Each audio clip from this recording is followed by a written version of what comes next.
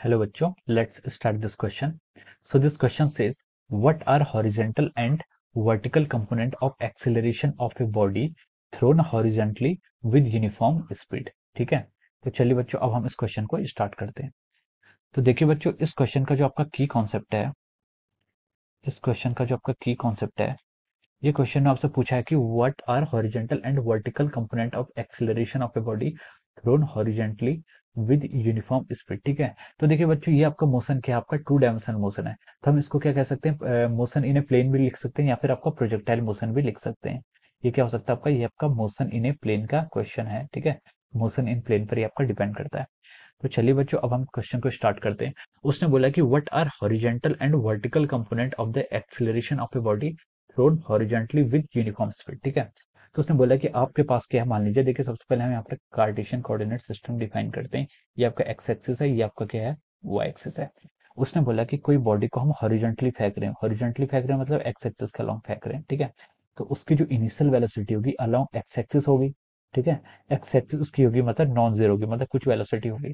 और जो उसकी initial velocity along y axis होगी वो क्या होगी, जीरो होगी, क्योंकि हमने उसको हॉरिजॉन्टली फेंका है। ठीक है, अब देखिए जो हमारा एक्सेलरेशन ड्यू टू ग्रेविटी होता है वो किस डायरेक्शन में एक्ट करता है, वो आपका डाउनवर्ड डायरेक्शन में एक्ट करता है, जिसको हम जी कह देते हैं। ठीक है, और यहाँ पर हम स्पेसिफिकली हमने वाई को अगर हमने यहाँ पर डिफाइन कर दिया है, अगर हमने बोल दिया है कि वाई एक्सिस अगर आपका ऊपर की तरफ है, तो अब हमें ए वाई की वैल्यू कितनी लिखनी पड़ेगी, माइनस जी लिखनी पड़ेगी। ठीक है, और जो आपका एक्सेलरेशन अलॉन्ग एक्स एक्सिस होता है वो आपका कितना होता है, जीरो होता है। ठीक है, एक्सेलरेशन अलॉन्ग वाई एक्सिस कितना, minus g, this is acceleration due to gravity.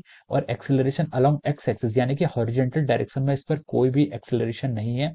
अगर यहाँ पर कोई डिसिपेटिव या फिर एयर रेजिस्टेंस को हम कंसिडर नहीं कर रहे हैं, तो एक्सेलरेशन अलॉन्ग एक्स एक्सिस आपका जीरो आएगा। तो उसने पूछा था कि what are horizontal and vertical component of the acceleration of a body. तो देखिए इसमें यही है कि जो आपका हॉरिजॉन्टल कंपोनेंट है, हॉरिजॉन्टल कंपोनेंट क्या होगा, जीरो हो जाएगा।